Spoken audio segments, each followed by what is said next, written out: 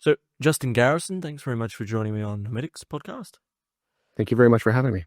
We are broadly going to be discussing the work of René Girard, and this is from a paper of yours, The Devil and Humpty Dumpty, a Girardian reading of All the King's Men, All the King's Men being a novel by Robert Penn Warren. And this is a paper that is, as you can imagine, drawing Girard's theories of mimesis, scapegoat, violence, all the lovely Girardian theories, into a specifically political novel that on the surface, and this is what the novel is playing around with, as per my own understanding, is that it's a novel that is playing around with this explicit difference between politics on the surface and, we could say, forces, unto which are moving politics along, which is a very, notably Girardian thing. And people are often, I think, hesitant to apply Girard where it might be like with contemporary politics. It's they're hesitant, I think, to say, this is obvious, maybe, as it might first seem. But Justin, please tell us a little bit about yourself and the origin of this paper. Well, thank you for those kind words, James. Let me be brief about myself because I'm not the interesting thing here. So I have a PhD in politics. I earned that from Catholic University, which is in Washington, D.C. In 2010. I was a professor of political science at Roanoke College in Salem, Virginia from 2013 to 2024. I achieved tenure and promotion, which is its own kind of scapegoat trial in higher ed. I got there in 2019, but I left academia about a year ago last week, to be perfectly precise. But I encountered All the King's Men in grad school. My wife was in grad school. She was in the English program at Catholic. And she said, you need to read this novel. So, I did it. And it just blew my mind. It's a wonderful novel. I've read it many times. And each time I go through it, I find something different. I focus on something different that I didn't see in previous readings. This article that you mentioned is the third time I've written about this and published on it. So I felt kind of weird about that. And then I thought, well, Girard seems to work Oedipus into basically anything he's ever written. He'll draw the conversation back to Sophocles at some point. So why not go for it and keep mining this novel? I've taught it before, and it goes over, pretty well in the classroom. There's a lot of really fascinating stuff to do there. And Warren, I think, is just a beautiful writer. Good fiction writer, writes really good poetry, and is very thoughtful. He's doing the kind of thing that a lot of American novelists and poets do, is think about the United States. What does it mean? What is this country and its people ultimately about? Where are we going? Are we going to terrestrial paradise or hell in a handbasket? And all of that kind of stuff. So I've always had an interest, or I've had a longstanding interest in this novel. And during the pandemic, like you do, you look for cheerful things to read. And so I picked up René Girard and started reading him in 2020, and had been studying him, working through his primary source stuff, the secondary literature on Girard. I started teaching Girard in the senior seminar for political science majors at Roanoke College, which was amazing. It really brought things to life in the classroom that weren't possible with other subjects. And as with the political difficulties, I guess we can put it that way, of the last decade or so in the United States, people talk more now than they may have in previous decades about politically inspired violence. And all of this kind of things fell together for me. And I thought, why not take a look at this novel again and think about it in a Girardian way? And, one of the dangers of a systematic thinker like Girard is you can really try to make that shoe fit any foot. I don't feel like I had to force that. I think there's a line in the middle of the book where a character named Sadie Burke literally calls Willie Stark a sacrificial lamb. So I just, put up my hands and said, jackpot, and, ran with that. So I drafted that and went through the publication process. It's currently available at the Political Science Reviewer, which is a nice journal of political thought. They do a lot of interesting things. And that just came out a little while ago. It's interesting that you mentioned not trying to force the shoe to fit, especially with Girard, because there's sort of two ways one could approach it. One is that, well, is it that Girard's theories, the four major theories, but especially mimesis and scapegoat, are seemingly so plastic that they can quickly be sort of hastily put onto anything? Or is it the case that he has sort of mythologically noticed something about the way humans behave that, well, yeah, it isn't difficult because this is what we do, especially mimetic violence and mimetic desire. But I guess before we proceed, putting you on the spot a little bit, as you've read it 3 times, is it possible for a sort of 2-minute synopsis, maybe not of the explicit plot, but more so, the themes that are important to our discussion from All the King's Men? Yeah, so very briefly, the themes that I think are working through that novel, some of them are more universal than others. There's some clear content, particularly in chapter 4, about race and slavery in the United States and how that manifests or how that contributes to or is a representative example of the kinds of political problems and moral problems the novel's working out throughout the text. But the story is set in the 1930s in an unnamed state, but it looks and sounds and smells like Louisiana, based on kind of the Huey Long legacy and all of that stuff. And it's really working through I think 2 major problems as the author sees it. One is whether or not you can be a good person and do what is politically necessary. This is kind of the stereotypical Machiavellian problem. So that runs throughout, and people who try to be good or try to do the merely expedient, that catalyzes various character changes and some characters multiple changes throughout the novel.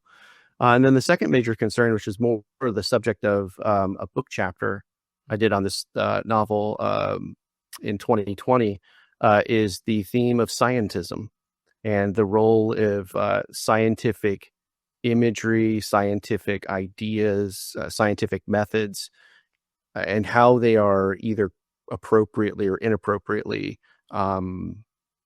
grafted onto how we think about the political. Can you basically think of human social organization as equivalent to a laboratory experiment where you could control various variables and predict certain outcomes, or is there something different about human society that really isn't susceptible to that kind of management? He's concerned about that and works through it, and I think that comes through in different ways in the text. Well, I'm glad you brought that up, because it's something I actually want to draw in later when we may bring in the work of Irving Babbitt as well, especially scientism with regard to today's values. But I want to begin with this first theme that you mentioned. Is it possible for basically a politician to do what's good and what's necessary? Now, I'm going to throw in a huge sort of, I guess, bit of a heavy-handed explosion, which is that possible when the foundations of politics, as per your essay, subtly, are satanic with regard to Girard? Yeah. So I'll just, that's a pretty. I'll allow you right to take this 4 steps back. Brother. You can take as many steps back as you like. No, that's fine. This is an issue I talk about with my academic friends often, and it has real world purchase. The kinds of questions we seem to be asking ourselves in the United States and a lot of other countries in Europe and elsewhere are much more about these kinds of issues, right? In a moment that looks like it's heading towards or in the midst of crisis, do the rules still apply? How do you navigate those kinds of questions? My short answer is, I don't know if you can do the right thing in politics. I don't know if there's a way to do the good that does not in some way compromise you morally. I have plenty of friends who would disagree with that for a variety of reasons, but like Girard, I'm pretty heavily influenced on these issues by St. Augustine. And I think there is a genuinely tragic dimension of politics, that in order to do the things that politics must do, you're going to be implicated in some sense in some degree of injustice. Whether you're doing it deliberately or it's indirect, it doesn't really change the fact that you're participating in that. And I think that's one of the tragic or frustrating aspects of being a human in this world, which is what makes ideologies that promise an escape from that moral predicament so attractive in the modern world. We can escape that problem. And it's usually, we can escape that problem by doing one giant last bout of violence, and then we'll all be fine, or at least those of us who survive.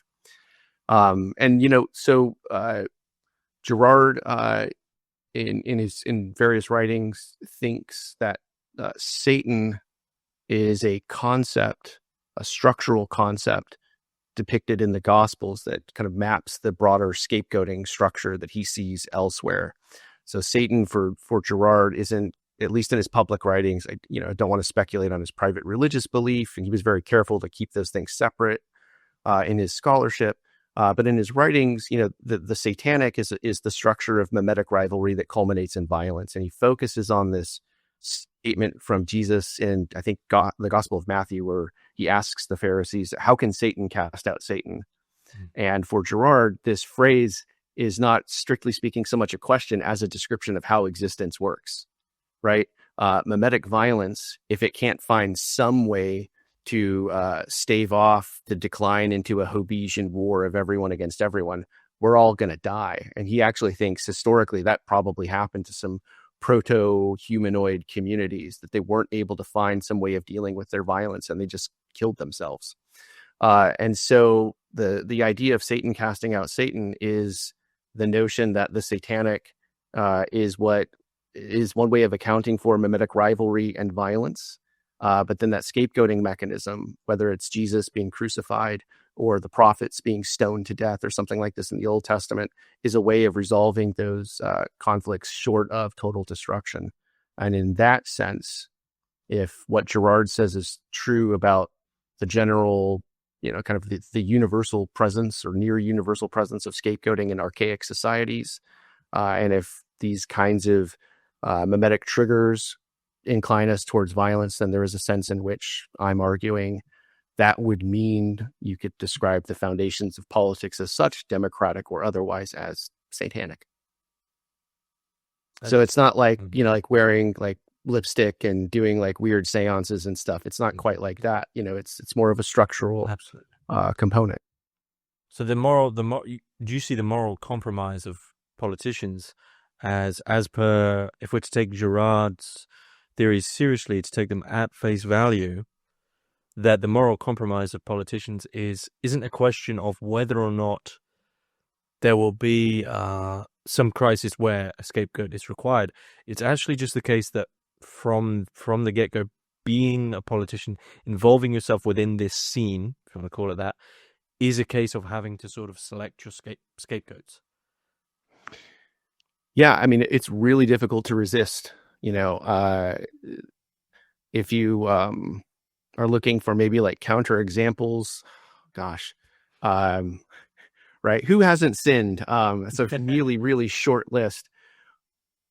I would make an argument that within the realm of human plausibility, someone like George Washington is an example of a leader who does not seem to have been affected by those tendencies the way that most human beings are, which is not to say that he was above it all, but he really worked very hard in his life to find different models of what effective leadership would look like. So he's looking to antiquity and saying, well, they acted like this, and I want to be remembered as a great man too. So these are the kinds of things I would have to do.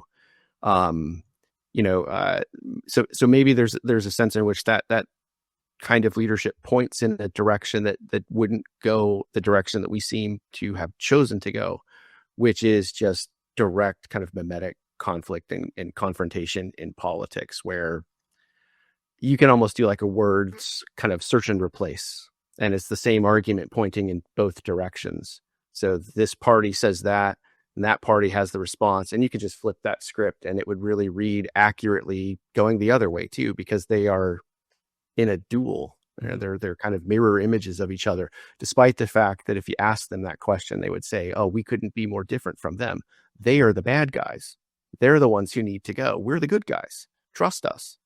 In spring of 2019, there's an article in the New York Times about what was then a recent study on political polarization. One of the findings that kind of inspired this piece and just has stuck with me ever since, was 15% of Republicans and 20% of Democrats responded yes to the statement, the world would be better off if the other side died. Mm.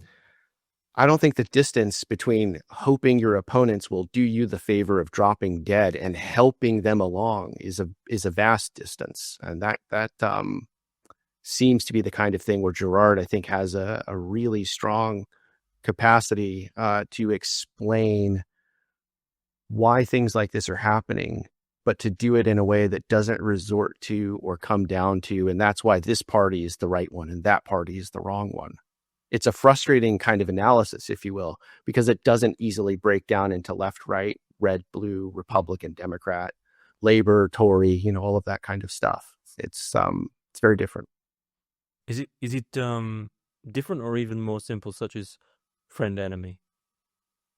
Like the Yeah. no, I don't even mean that in the Schmittian. No. But just in the sense of these distinctions don't matter anymore. Me being a Girardian human being, I don't care about labor. I don't care about. I just want to know that that person, that group, you know, it's not this, and that allows some form of violence, even if it's not like literal head stomping violence. It allows debate, it allows argument, it allows protest, it allows that like friction, which is this great, you know, human sort of tribal signal. Yeah, I think there's something to that. You can see this argument made time and again in the United States. Like, I don't know why they vote for Donald Trump when he clearly doesn't have their interests at heart. And, you know, like that would make sense if you think, as a lot of people, I guess, still do, that people are primarily motivated by like economics and kind of monetary considerations. And what Donald Trump gets, however it manifests, right, and what Girard gets, I think, in a much more philosophically sophisticated way, is that's not really what motivates people. You know, there is a sense in which what Trump is delivering is vengeance, right? I know he doesn't care about me, but the point is he's sticking it to them and they deserve it because after all, they just did it to me when their person was in charge. Mm-hmm. So there is kind of a really kind of brass knuckles mimeticism, I think, involved in American politics today that has a simpler and I think more accurate explanation as to why people are sorting themselves out ideologically in the ways that they do. But this is something that something very intriguing that you point out in your paper that one might think is counter to what we're saying, which is that the breakdown of social difference leads to chaos. And do you see it then that again, taking Girard's theories as you know at their word, is that there can't really be. And again, this is sort of going to Escape, going to Babbitt, even going to someone like Vogelin, this, you know, immanentizing the eschaton where everything's going to be fine, is that any sense we have of fine, which we can really say, I'll have to use the word equality, but in some sense, some equalness, is that what we actually do from that position is hastily try find any difference again because we desire that friction. And so the main point being that the breakdown of social difference, as you say, leads to chaos. Yeah, I think that's spot on. You know, Girard is not anti-equality, and for whatever it's worth, neither am I. But what he does, and he's drawing not exclusively, but he is drawing in part on someone like Alexis de Tocqueville, who he wrote about, not extensively, but he did have a couple of essays and talked about, you know, Tocqueville in more than just like a name check reference sort of way. The modern understanding of equality that you see in philosophical schools like liberalism and in the practice of, you know, kind of modern democracy in a variety of configurations, that's not good or bad as such. There are different potentialities within it. And one of the negative ones is this escalation of the, not escalation, maybe the increase in the number of people who are models for behavior. And that if you increase the scope of who could be like me or who I could be like, you're going to increase the scope of who could become a potential rival. I think something that makes me laugh, which I don't know, but in Monty Python and the Holy Grail, right, the peasant is having this conversation with King Arthur, and it's very much like, well, why are you the king? Like, that makes no sense. You found a sword in a lake, and that's a ridiculous system for adjudicating political power. And the whole point is, right, like, no peasant would think like that, let alone say those things. And not just because they'd be afraid of, I don't know, some kind of like legal punishment. It's just it's inconceivable.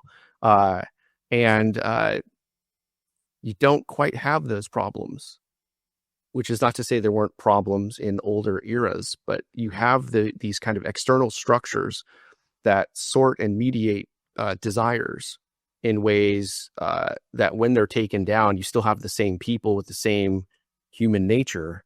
And it's really,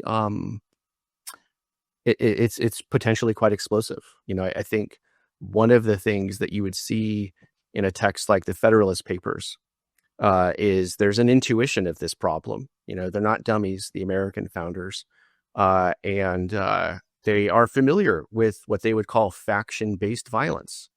That my team is going to take your team down. We're all about collecting debts, and you're all about abolishing debts. And as soon as I get one more vote than you, you better watch out. They were experiencing those things in real time, and part of their argument in favor of the Constitution is that there are a number of structures that the Constitution will create to dilute that energy. And it's kind of novel. We have a federal system where some things the states do and some things the national government does, and none of that stuff's written down. There's separation of powers within the federal government. And then there is this brilliant idea about how the United States being an extended republic will have so many different interests and ideas that they're not going to be able to kind of turn into one giant faction. I guess in fact, though, that actually seems to have happened. We don't have a Technicolor Dreamcoat. We've just got two choices, right? Red and blue. Are they, do you see them as actually being different? I don't think, in a lot of ways, I think they're more or less the same party. So, the federal structure of the United States complicates it. You see interesting affinities on things that are not terribly like sexy policy issues. So if there's a concern about the federal navigation of water rights in the Southwest, you're going to see Republicans and Democrats in places like Arizona and New Mexico saying, for God's sakes, please give us water. We live in deserts. So that's bipartisanship. But really, I think until the Trump presidency in 2016, you could also see a pretty significant bipartisan consensus at the top level of leadership on the big issues. You might throw some red meat out there about hot button issues, but by and large, things are going to more or less just travel along the same trajectory, right? American leaders, whether they're presidents, members of the House or the Senate or the Supreme Court, most of them went to the same 5 or 6 schools in New England for law school or for their undergraduate degree. They come out of very similar socioeconomic classes. They think more or less the same. They have more or less the same kind of perspectives. And they also seem, I think, in my sense of this, to understand the other side the same way, which is something like this. Each party sees the other as both sublimely evil, incredibly stupid, but also massively powerful. Right? So I can't believe these people got power. They're such morons and they just want to do terrible stuff. But we need to be more like them so we can get the power and then we can do the great stuff. And, and it just kind of, you see both sides that kind of have their parade of like nitwits and possibilities. Yeah. You say this in your other piece that you sent me, to quote yourself.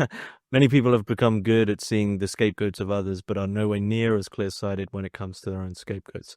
So this, looking back, I guess not necessarily into oneself, but into one's party, and somehow not being able to see that you are both performing the exact same Girardian routines. Does Girard say anything about this? Why we can't do it? Why we can't see ourselves? I guess. Oh, look at them! They're stupid for sacrificing, that man, thinking that will stop the plague. while at the same time I've got like, you know, some other dude on my back. Right. Yeah, Yeah, we kill people for the right reasons. basically, why can't we see that? Yeah. I know. So I mean, I'm no, no. you sort of a Yeah. human question. No, I mean, I think that's what's fascinating about Girard's research and the kind of questions it raises is it's a dysfunction of human nature. Yeah, I was going to say that's sort of the Augustinian moment. You just Yeah. can't see it. So, if you he talks about this, and I've read other people do similar things, but if you think about the fall as it's depicted in something like Genesis chapter 3, you could read that in a very mimetic way. You've got these two people who don't know what they want until a serpent comes into the garden and tells one of them, this is desirable. And if you do this, you could be like God, which is another way of saying you could basically just take me as the model of what's desirable. So Adam or Eve, eats of the fruit. She gives it to her husband. And then they have the first lover's argument. Why'd you give me this woman? She gave me bad advice and now I'm ruined. Why are these talking snakes, telling me to do bad things? And there's no kind of repentance or acceptance of responsibility. So what you see time and again in myths all over the world, according to Girard, is some kind of intuition that this is the definitive human problem. And until the Judeo-Christian period, but particularly for him, the Christian period, that seemed to work fairly well. We didn't see the people who were sacrificed as victims. We saw them as people who needed to be punished because they were evil. I because your show has done several episodes on this. And he was a friend of Girard, right? I'm going to bring up Michel Serres. Mm-hmm. But in the introduction to Statues, he has this horrifying kind of account of the Challenger space shuttle disaster, which happened when I was 6, which was kind of a traumatic experience to watch that happen. And comparing, the shuttle goes up and it explodes and the astronauts are dead, to this, I think it's Carthage is where this ancient ritual comes from, where you put your firstborn in a giant brass elephant and heat it up. And as the children are screaming, the interpretation is that they're singing and they're offering up to the divinity. Part of what Girard, I think, is arguing is one of the things you get out of Judaism and especially Christianity is the unveiling of what's actually happening. They're not screaming, they're not singing, they're screaming, right? They're not evil doers, they're innocent victims. And so we kind of know that now, and it's very hard to walk away from that entirely. I think one of the ways that someone could read something like the Nazi experience is it's a genuine effort to just completely break free from that Christian understanding of the innocence of the victim. And people can look at that and say, well, obviously what they did, was wrong. They sacrificed millions of people for this ideology, and they would be right to draw that conclusion. But we're still wired in a way that it's really difficult to turn that inward, because I think something Girard comes to like later in his thinking is Christianity. I think early on was arguing is like not sacrificial, because sacrifice is bad. Sacrifice is scapegoating. Christianity is doing something different, so it can't be sacrificial. Later on, in dialogue with other theologians and people, very smart people, he comes around to the idea that, well, the alternative to scapegoating sacrifice of an actual human being is metaphorical or something like that, self-sacrifice. The taming of the self, the sacrifice of the self. And that's very hard to do. It's an incredibly difficult thing for people to do. And it's always much easier to say, I could do that, but that group over there, or that person, or my cat, or whatever, is ruining my life. And, they need to go. They're the problem. So, I mean, I'm glad you brought in Sarah. I wasn't going to, because I didn't know how familiar you were. But what we were just talking about with the difference between left and right reminds me of Sarah's understanding of Goya's painting of the cudgels, of two guys swinging cudgels at each other, as a metaphorical battle, if you want, metaphorical left and right. But all the while they're stood in quicksand, and the quicksand is pulling them down. And I wonder, to sort of stretch this, I wonder if today, if we take that as political parties, you've already mentioned that the language of a certain side of politics is solely economics. And I wonder if today, metaphorically speaking, of course, if the quicksand, as these two parties just battle it out for whatever mimetic reasons, if the quicksand is the only value we seem to pay any credence to anymore, which is I don't want to specifically say money because that has this practical element, but GDP, economic speak, right? So this idea, and I think once you see it, you kind of can't go back, which is, sometimes I'll see news stories that seemingly are popular, but it'll be like, mortgage rates have gone down to 4%. I think, wow, maybe when we get them down to 3%, the world will be a dream, as if some figures somewhere, and that's the only language, like if you look at immigration, it's always to do with numbers. If you take any facet of society, literally, academia would probably want to close to both our hearts. It's nothing to do with whether or not we should be learning something, even for the sake of it, whether or not we should be learning about culture. Is this affordable? Is this going to get them jobs? Is there the market here for, I don't know, whatever it might be? And so it seems that our quicksand, our full scapegoat that's very plastic in itself is, I don't know, whatever that is, economics. That's our scapegoat of our day, though, that seems to be taking the human race down with it. Yeah. I'm throwing a lot at you. No. You got to put a trigger warning on this episode, though. Like, listen to it, if the sun is still out, don't do this at night or in December or something. Yeah. No, so I would say two things to that. There's a guy named Paul Dumichel who has done a lot of economic work with mimetic theory, and his essay, it's a long essay, it's like 90 pages or something like that, called The Ambivalence of Scarcity. I think is a really fascinating treatment of this problem. I wonder if the economic, in the sense that you're talking about it, can be viewed as a constituent of a broader scientistic mindset, right? This is kind of the legacy of people, including but not limited to Francis Bacon. If we can quantify things, these are ostensibly objective and true statements that don't rely on stupid, superstitious ideas from the past or whatever. And I think that is really troubling, right? The instrumentalization of everything, in the sense that if it's quantifiable, it's valuable, and if it's not quantifiable, who cares? And that affects higher ed, right? One of the most soul destroying aspects of any professor's life, except for a few people who should be scapegoated, right? Is assessment. You've got to come up with all these phony baloney quantitative measurements. Students really are learning. See, because I've got a chart and it's got numbers, a couple of different color schemes. So it's very, very sophisticated, and you see that with economics, you see that with education. And there is a sense in which, right? Yeah, my life must be better. Look at how many more years I'm living. Look at how much more money I have. Look at how low the mortgage rates are, or how cheap my subscription to Netflix just got, or, whatever. Yeah, it's very much, that's a bad example. It never goes down. It's always up. Mm-hmm.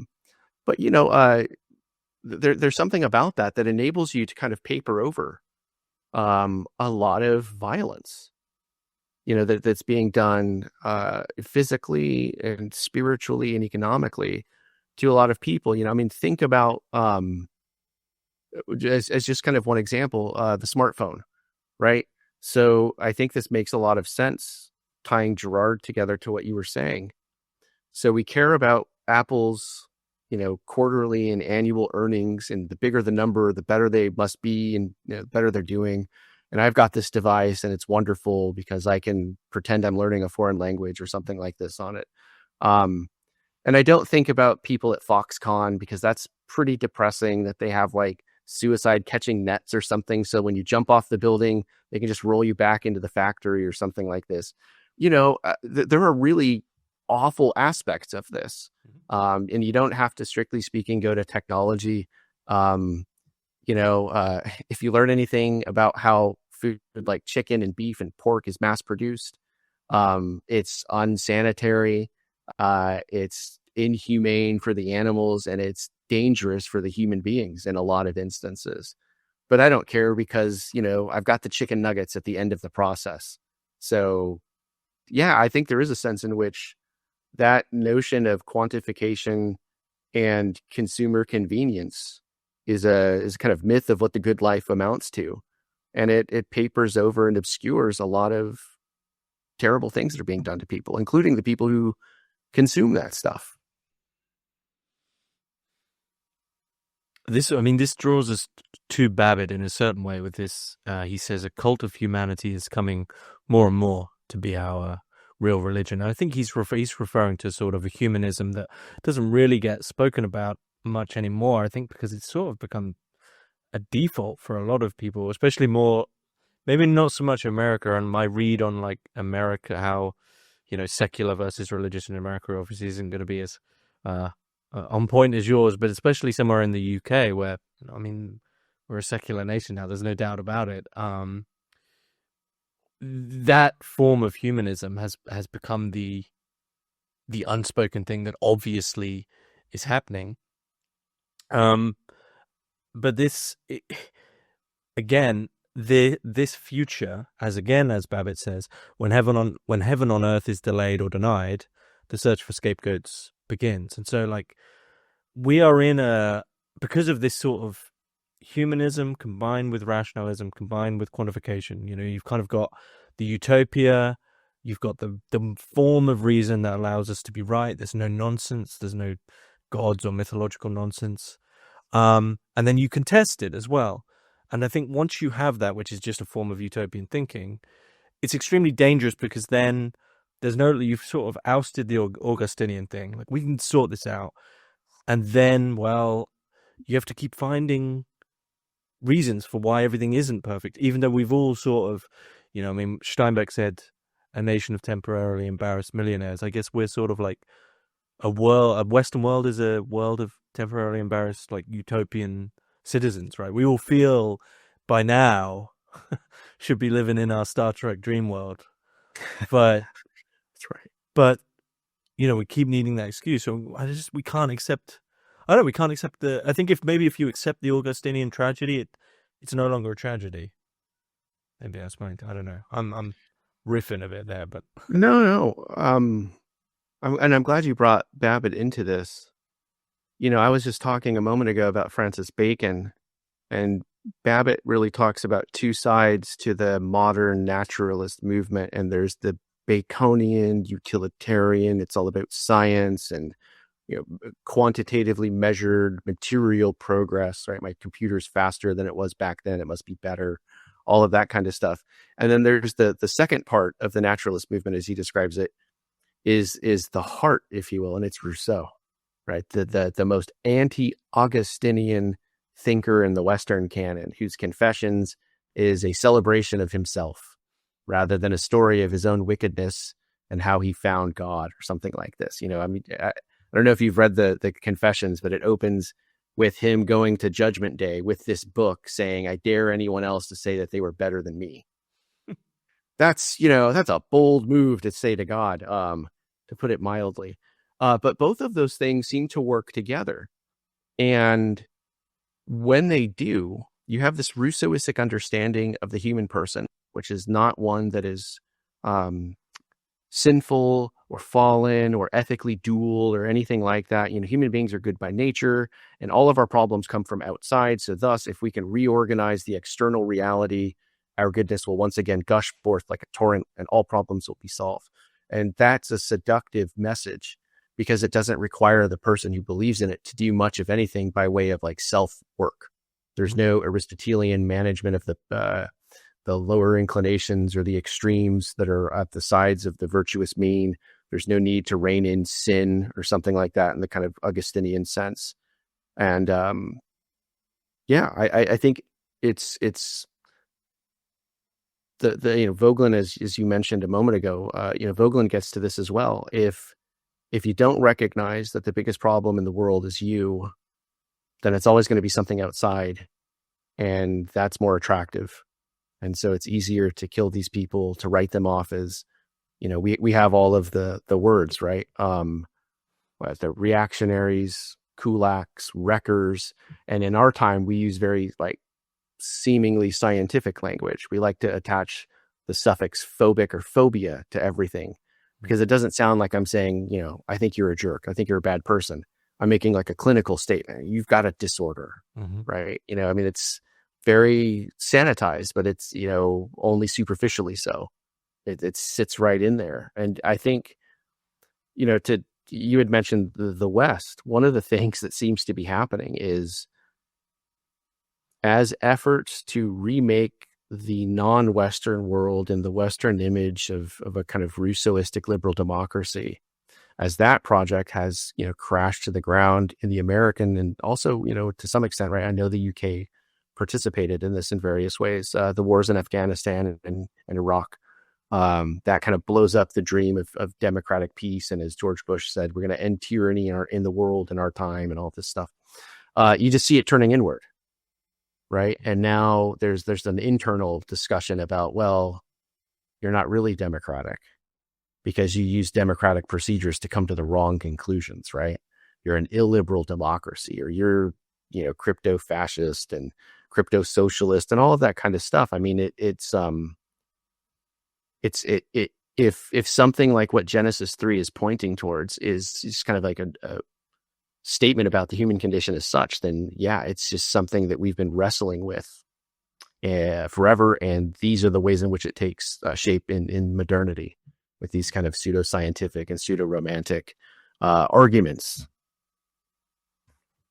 This goes back to something you were saying earlier, because I wonder about this question of where does it lead us, and I think it's actually a place to bring in Nietzsche, because you state this is again in your other paper. When the structures that regulate desires are weakened, or in this case eliminated, everyone becomes a potential model and thus a potential rival, as you were saying earlier. And I think we do see this in politics, but I think we see it actually, and I don't think it's a stretch, we see it in everything.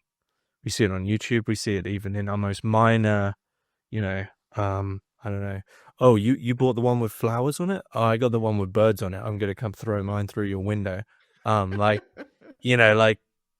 take it down to the most minor level. Once you've lost, I guess, an overarching meaning, whether or not it's in religion or a large ideological political program, all you've got left is, I guess, consumer purchases to become yours. Well, whatever you can find. My point would be is that, the one of the key alternatives to, I guess, the Augustinian, which is the Christian worldview, would be someone like Nietzsche, who would say, well, the transvaluation of all values, once you start criticizing the Bible, you open it up for everyone to become basically their own individual little religion. But it seems instead of that becoming sort of, everyone has their own Dionysian spirit and living their own little paradises, it's just a sort of boring Hobbesian consumer war. So the end of mimesis doesn't end, it just ends up in no one ever listening to each other. It's just constant, ceaseless rivalries, however small. Yeah.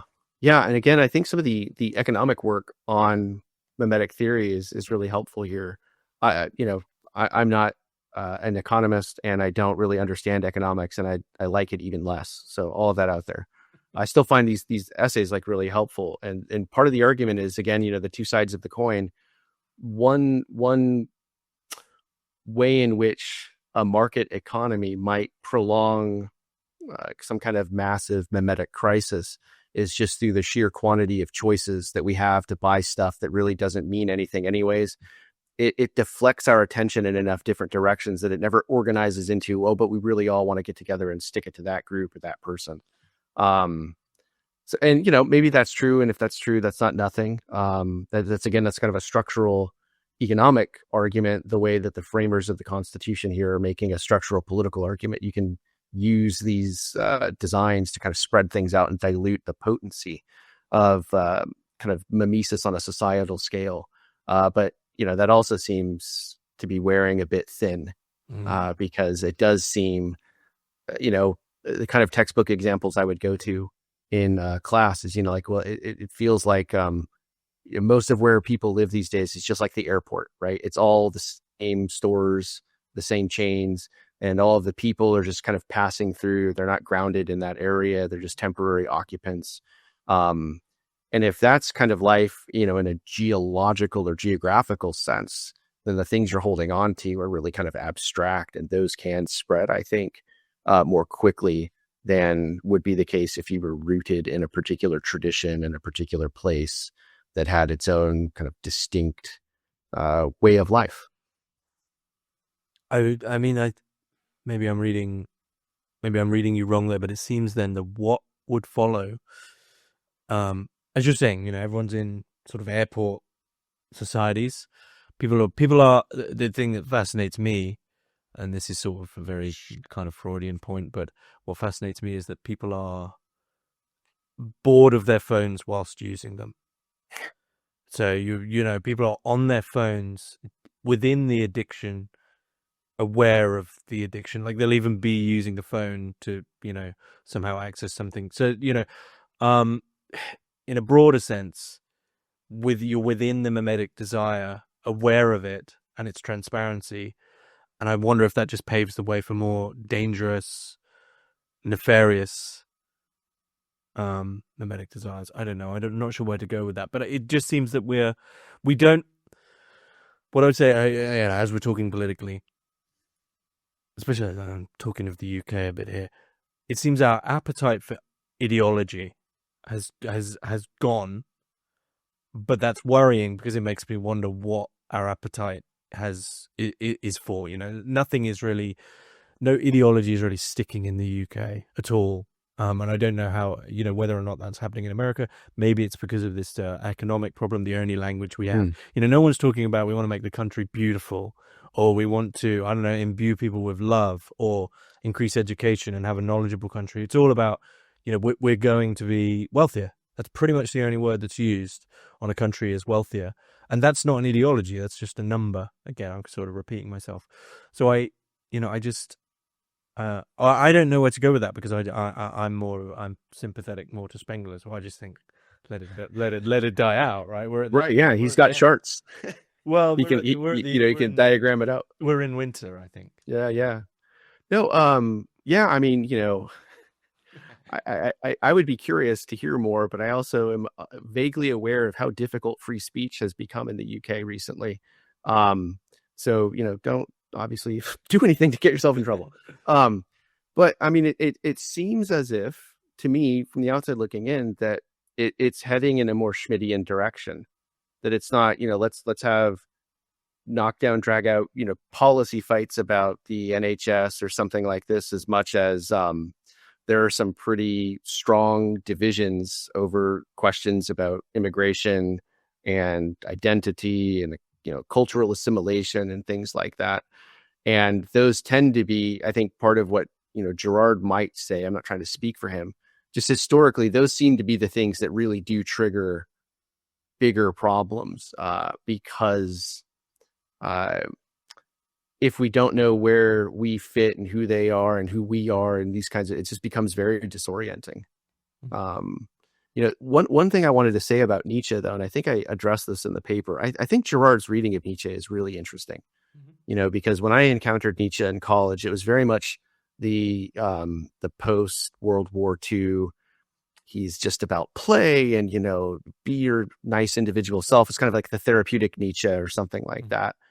Do what feels right to you and don't worry about what other people say. And, that's a load of rot. But Girard's reading of Nietzsche, I think, is almost kind of funny. In that, he focuses on that famous aphorism 125 in Gay Science about the death of God. And, I think there's a mainline interpretation of that in Nietzsche scholarship, that's just thinking of it largely as descriptive. Like we've moved past that. And now we have this whole, creating new values for ourselves kind of individual project. And part of what Girard argues is, no, that's not what's happening here with Nietzsche. What Nietzsche intuits is that there's either the sacrificial or there's the self-sacrificial. There's Dionysus or there's the crucified. And he's arguing that Nietzsche sees this the historical power of the scapegoating mechanism and really thinks we need to do that again. We need to try that again instead of this Christian stuff, because it makes you weak. You're not out there doing the virile things that real individuals are supposed to do. So what I find amusing about this is if that's a good reading of Nietzsche on that issue, and I think it's certainly plausible, then Nietzsche is throwing in with the rest of the crowd who wants to murder people. And I can imagine something more offensive to Nietzsche than saying you're just part of the mob. You're not doing anything different here. Maybe he cloaks that in his own mind by this insistence on his radical individualism. I am dynamite. No one's like me. And yet what he's on about is something that the masses have done forever. Yeah. Well, I think maybe if he walked around a modern Western city and saw what his form of individualism hasn't led to, I don't want to say that he influenced everyone, but what it looks like everyday reality, which is arguably, oh, I'm so individual, but it's just kind of consumerism without sounding coy. Maybe he would he would think, well, I better reframe this. I better come up with something different. I mean, it's I think he would just be crushed. Yeah. Because you don't really have to invent your own values anymore. You can just buy a Nietzsche t-shirt and say, yep, I'm the Ubermensch. And it's become commodified. It's a lifestyle choice as opposed to actual living. This is where Babbitt, I think, is important on education, actually, because to quote Babbitt, using education to provide better models of desire is a real opportunity for general reform. Now, it's intriguing, education for better models of desire, because so much of education, of academia, I saw it actually, it's an insight into critical thinking, but into many other things. It was sort of heralded in newspapers and the media as a great thing. I think it was just yesterday, a record number of university acceptances in the UK, which is like, well, what does that mean now?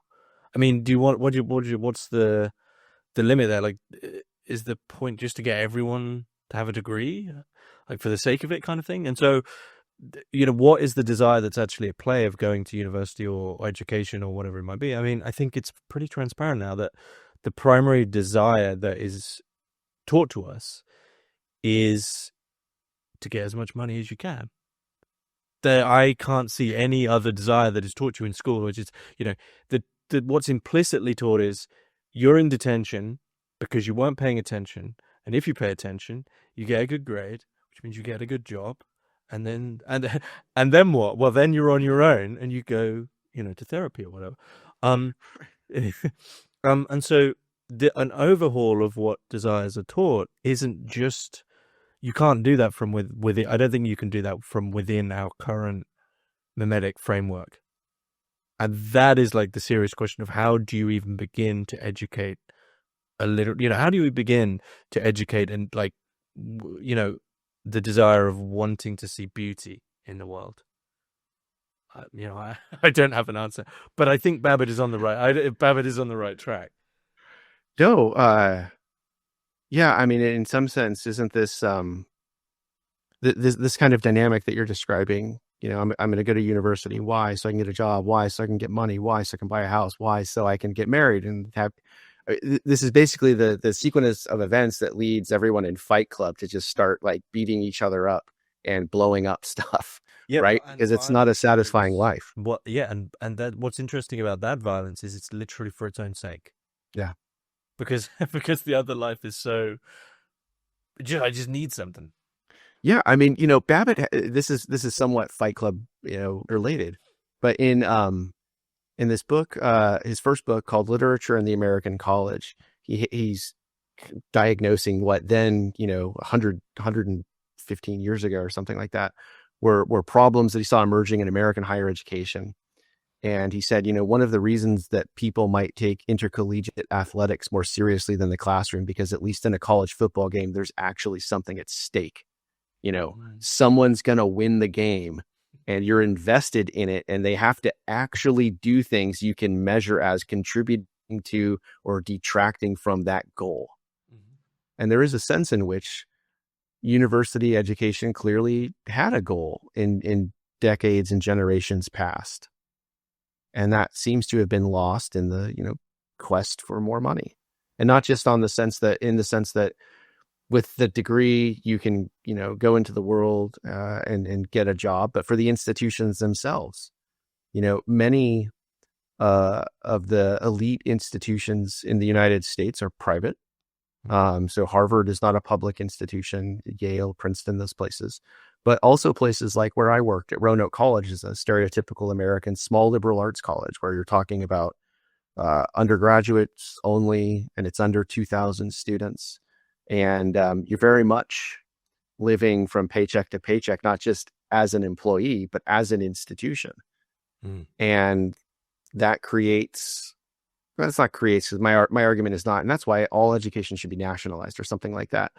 But, you certainly have incentives to respond to the market and to reduce higher education to essentially customer service. Don't grade too hard. Don't be too critical. Don't ask your students to read very much or maybe at all, because these things will cause distress.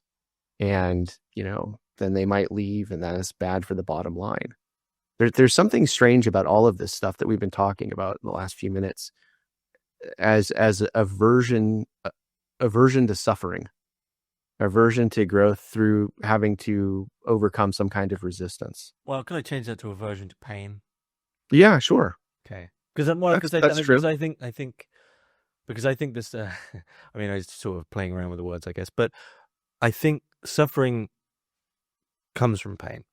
So like there is a pain, there is like, Byung-Chul Han writes about this, that, even like a debate, a serious debate where you're actually trying to convince someone, that's a pain. Writing an essay is like, there's you have an idea in your head that you want, and it's painful. It doesn't necessarily have to be bad, but it's painful to try sculpt that on the paper. And then you're sort of suffering in the sense that not to sort of overplay it, but in that self-sacrificial sense of having to sit down and deal with the pain of this. Or you can say, well, I just don't want to deal with the pain. And so I'll blame someone or just won't do it. And without sounding like a complete boomer, I guess, is that is ultimately what like pain is the only teacher, really. There is nothing else that will really teach you anything. You don't go to learn the lessons, or internalize them without actually experiencing the pain. And it's not sort of a finger wagging like everyone's turning soft. I just think sure. What happens when you avoid that isn't that you soften, is nothing. There's no change. And then before you know it, I don't know. I guess before you know it, you're sort of an adult who is just there buying stuff. Right. Yeah. It's a, in a Pascalian sense, right. It's a distraction. It's a diversion, because you have, I refuse to believe that most people don't have these moments at some point in their life, not all the time, but at least sometimes. This is just a degrading, meaningless way to get through life. There's got to be an intuition, right? That when you're in the supermarket and you're saying something like, which frozen chicken dinner defines me as a person, there's got to be an intuition at some point that like, that's not good. That's not good enough. That's one of the reasons that you're miserable, if you're miserable, because you haven't really put in any work to grow. And I never cracked this. If I ever did, I would, I think, become like the best professor in human history or something. I don't know. Students would totally understand what we're saying in almost every capacity except learning and the spiritual life. So if I'm saying their own scapegoats. Yeah, well, I mean, if you say to a student, if you want to be a star football player, you've got to like practice and go to the gym and run and work on strategies and do and it's going to physically hurt and it's mentally going to hurt. And they say, yeah, but I know what the payoff is at the end of that, or I'm going to be a great musician. I'm going to be a great dancer and whatever. But when it comes to learning, it doesn't manifest in such an obvious physical way immediately. Mm-hmm. Like what the payoff is of becoming an educated human being in a humane sense, or what the spiritual life broadly conceived does for a person, how that pain is also, an opportunity to grow in a really magnificent way. The feedback, I think, is more delayed and it's more indirect. And so you can just throw it out. It's such a hard thing to talk about and persuade people of. Well, but it contributes to that search for scapegoats, because if you aren't doing those kinds of things, which for whatever reason, not for whatever reason, Girard thinks that mimesis can be good, or not can be good. It is good in a lot of ways, but the ones that we are most fixated on and likely to practice are the ones that are violent. You need models to imitate. And if the models are bad, you need to find good ones. And for him, the archetypical good model is Jesus, mm-hmm. right? He doesn't compete with his disciples saying, you're getting too spiritual, you're cutting in on my gig, or something like this. There's an infinite possibility of conforming oneself to that standard. And I think in a humanistic sense, that's also what Babbitt finds valuable about humanistic education, in the sense that he means it by having models of behavior, whether that is depicted in fiction or in philosophy or in the study of history. These are the things that can draw us outside of ourselves, and to try and approach a different standard other than, I just want to make sure that no matter how bad my grades are, at least I'm better than the person I sit next to, because I can't stand that person. Their keyboard is too loud when they type, or they drink their water in an annoying way or something like that. I think in the education context, that's where I wanted to go in that paper, about Babbitt, is it's a gambler's chance, I think. But if there's something that education can do in this regard, that has to be part of the conversation. Otherwise, we're just training people to use different tools or weapons to conduct their own mimetic conflicts with more sophistication and ruthlessness. And that again, I mean, just to sort of pile on the repetition on this, that again comes down to quantification and acquisition and, ticking a box. Because I think about this a lot with ChatGPT, and sure, I'm sure there's, or whatever AI you want to talk about, I'm sure there's a lot of jobs out there where someone's, I don't know, writing descriptions of fridge freezers, right? Who's like, yeah, fine, go, you know what, to that guy, go use AI. But if you have a paper on whatever it might be, and you're using AI, and dear AI, can you please do this for me? And I wonder, okay, isn't that the same as sort of, I don't know, give me a 5-page synopsis of Moby Dick, and I've done it. Just tell me what the film is about. And I've done, okay, right. Have you seen that? Yeah, done. And it's all about basically acquiring, done. Everything's just done. And the point is that you've done it, but not experienced it. And there just isn't any culture for experience. It's kind of like, someone says they went to the number one best restaurant in the world. You say, how was it? And they say, yeah, food was good. It doesn't, I don't know. I can't really explain it, but I think to discern that is to ask, well, what is the end game of that? As you were saying, basically, what is the end game of that form of living where the question would basically be, okay, you want this thing done. What's the telos? What's the reason for just wanting this done? And it seems like I want university over because it's painful. It's then you get in your job, I want the day over so I can go home and do what? Distract yourself again. Yeah. And that seems to be where we just want to get back to the womb. We want to be comfortable and cozy and sit on the sofa and rot. I'm turning into an old man. No, I mean, I think in some sense you're describing the plot of that Pixar movie WALL-E, where everyone's just morbidly obese and floating around on a I mean, You know, we're there, aren't we? Really? I think. yeah, Okay. yeah, Well, but with that's no spaceships yet, but yeah, basically like a low rent version of that, sure. The statistics, right? I don't want to go into the quantification direction, but people spend hours a day looking at their phones and hours a day watching television, and they don't interact with other people. They're increasingly uninterested in talking to other human beings. I mean, it's really shocking. I think when it comes to the big institutions, I wouldn't say all hope is lost, but I wouldn't put a lot of faith in big universities, and big levels of government and things like that, somehow restoring themselves or rejuvenating themselves in a productive way. I think there are little shoots of green grass in the United States, and it's little, in a very specific sense, right? It's small groups of people who are trying to develop, if not necessarily parallel structures, alternative structures for educating children, for the spiritual life, for kind of neighborhood association.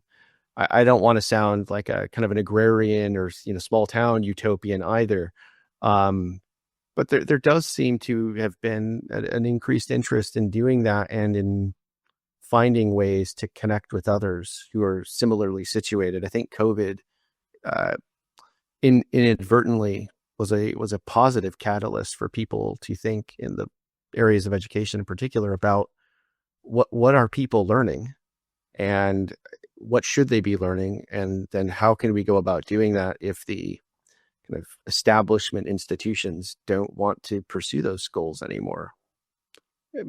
Again, I don't know if that actually is going to amount to much in the end, because you can already see some of these approaches to classical learning and new liberal learning. They're already becoming their own kind of marketing brands. And, it's really hard to not get sucked into this when it just scale up and become a massive kind of, franchise opportunity or something like this. But I guess maybe one way of thinking about it is movements like that are an indication that some people not only see what the problem is, but are trying to do things within the limits of their own power, right? I think in the United States, at least, part of the problem is everyone thinks they should be president of the United States. And meanwhile, bags of garbage are just piling up in the alley because no one thinks about those kinds of things. It's beneath them. I've had many students come into my office when I was a professor saying things that amounted to, when I grow up, I want to be a Supreme Court justice, or I want to be part of the Senate, or I want to be president. Okay, you've probably just inadvertently told me like you're a megalomaniac and a terrible person, but sure. But no one really came in and said, I want to be mayor of my hometown, or, like I want to work as a city manager. And it's like, yeah, it's not attractive in the same way that big power is. But those are areas where you could actually exert some influence. And I think the comparison I'm drawing is some of the educational reform stuff isn't happening at the highest levels. It's happening on the ground. And, at that could be the kind of thing that down the road pays off. I mean, I'm thinking maybe now of Brideshead Revisited or something. You don't know when, after you cast that fishing line, like when the twitch on the line is going to happen and someone bites, but you've got to keep trying to do that, because the alternative is this kind of just empty despair of walking through and buying stuff and not really doing anything purposeful. Yeah. Well, an ending of pessimism and optimism. Take your pick. Is there anything? That's about as optimistic as I get. Okay, that's good. Well, is there anything you'd like to add, Justin? No, I really appreciate you having me on. I've really enjoyed the conversation with you, and I hope people enjoy listening to the episode. And where can your paper be found? It is at the it's available to download as a PDF at the Political Science Reviewer. So if you just Google Political Science Reviewer, it'll bring you to the latest issue of that. And it's a fine publication. You should read everything else. I'll be sure to put the link for that in the description below. But Justin Garrison, it's been a great conversation. Thank you. Thank you so much, James.